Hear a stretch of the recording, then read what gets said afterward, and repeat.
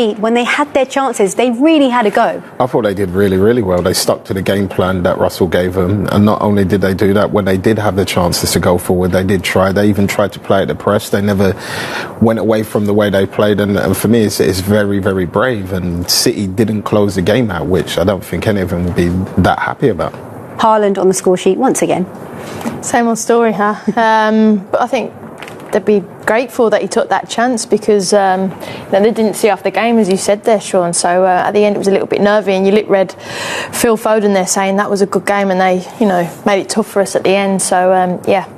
OK, well, plenty to talk about. And Manchester City have beaten Southampton to go top of the Premier League table. It was that man there, Erling Haaland, with the solitary goal. Russell Martin now feeling the pressure, although his side gave a great account of themselves. But let's hear from one of the key players today, a player that's featured actually in every match for Man City this season, Bernardo Silva. Bernardo, well done for the win, hard-fought win.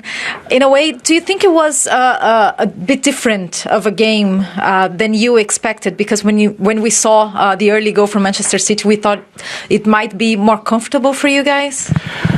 Yeah, but we have a lot of respect for all the teams in the Premier League, and these guys that we played today. I watched some of the games that they played until now in the season, and I think they deserved a lot more points than what they got until here. So a lot of respect for the way they play. They press high, they try to build up with the ball. They have a lot of very good patterns, which makes it very difficult to press them, because if you go man to man, they find the space in the middle, and it's not easy for our defenders, and they have also fast guys up front. So yeah, tough game for us, but very happy with the 3 points. Yeah, you mentioned it was hard to press them, but what is it about the way they defended that made it so much of a one of those games of patience? Well, yeah, now we're used to that as well a bit. When teams defend deep against us, they always defend with a line of 5, 4 and 1, more or less. Which makes it more difficult. We have to be patient. We're used to that. We had our chances, to be honest, to score 3, 4 goals. We didn't make it. But as I said, they also deserve a lot of credit for what they did here today. Thank you, Bernardo. Thank you. Yeah, and watching the game, Southampton do deserve that credit. But in the end, that one goal from Haaland was the goal that counted and gave Manchester City all 3 points. And that's all that matters at the end. Yeah, it does. They got the 3 points, and they got off to the start that you would have hoped and wanted them to do. And they work it well. The ball goes out wide, and Núñez is running behind. But the way he just stands it up a little bit. And Haaland, for me, does excellent in terms of fighting him off and still getting a good contact on the ball. Yeah, I mean, look, they worked it really well. Manchester City are patient, as you just said in that interview, and they work it to find that 2v1, the overload. And like Shaun just mentioned, they're patient there. Núñez gets them behind. They always exploit that area, and then it's just about finding that end pass. And they're too busy fighting with Haaland instead of keeping their eye on the ball. And to be fair to Haaland, it's a really, really difficult finish. He's off the floor, and I don't know how he does it, but just manages to get contact and gets that winning goal for them. It's that kick. When he's kicked it into the ground, I think that's what's kind of killed the goalkeeper in many ways, because he's got a good contact, but the bounce has kind of taken it over the goalkeeper. And there he is, top of the goal-scoring chart. Well, who else would be? But as you can see, Bryan Mbeumo's there as well, and we'll have a look at the goals that were scored at Brentford shortly. But as for Erling Haaland, Bernardo Silva mentioned it in his interview there. They had a couple of chances, more than a couple actually, in the second half to kill the game off, and a couple of them fell to Erling Haaland. Yeah, they did. I mean, that one, to be fair, is cleared off the line. I don't think he could have done much more than that. There was a lot of crossing for City today. That's because of how deep Southampton defended. To be fair to them, they defended quite well. So nothing really felt. This one, though, I personally think he should have gone with his right foot. I don't know about you, Shaun. Yes, I can see where you're going, but I still think if he concentrates on just hitting the target, that left foot could have possibly got it in the inside post. But until now, I'd say this was possibly his only one-on-one chance, and we say chip it. He could have chipped it, but I think Ramsdale, don't take nothing away from Ramsdale in respect of how quick he came out and got in front of him. OK, well, Southampton, as we said, will have positives to take from this match. Let's hear from their manager, Russell Martin. Russell, before the match, you spoke a lot about being brave here against Manchester City. I imagine you're proud of the attitude of the team here today.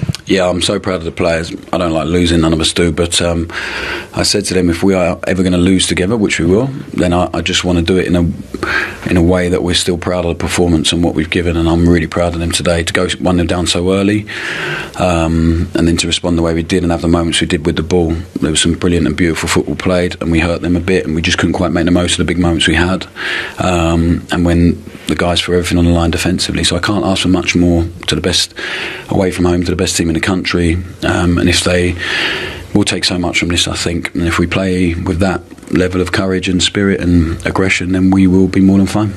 Yeah, defensively, do you feel it was the best performance, the way you guys defended, the commitment you showed as a team to defend all the time? I think we defended with the ball a lot, and it was the best performance we've had for a long time with the ball. So it means we have to, of course, against Man City, you have to defend a lot, but the moments we had with the ball and the courage we showed with the ball meant we defended less than we did at Arsenal, and yeah, I'm really pleased with that. Yeah.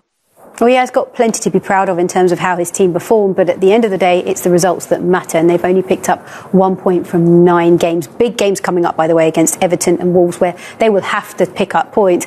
But Cameron Archer should have scored that goal. He hit the bar, didn't he? He came so close. Yeah, I think they do really, really well here to beat the press, and he just prods it past them here, but I think he does everything right. I think the City defend it well by not letting it back in, and Edison stays big for quite long. As he sees him going down, Karen, I feel like he just tries to lift it over him into the roof of the net, but I think he does it obviously a bit too much. Yeah, I think so. I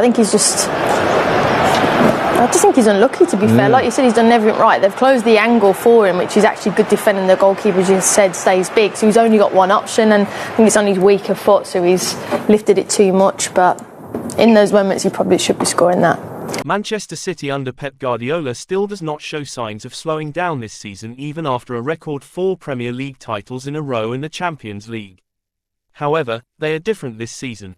With Julian Alvarez leaving for Atletico Madrid and Rodri on season-missing injury, they do not really blow teams away like they usually do. They are vulnerable defensively, and they do find it hard to break up teams who set up defensively. That said, they are yet to lose a game.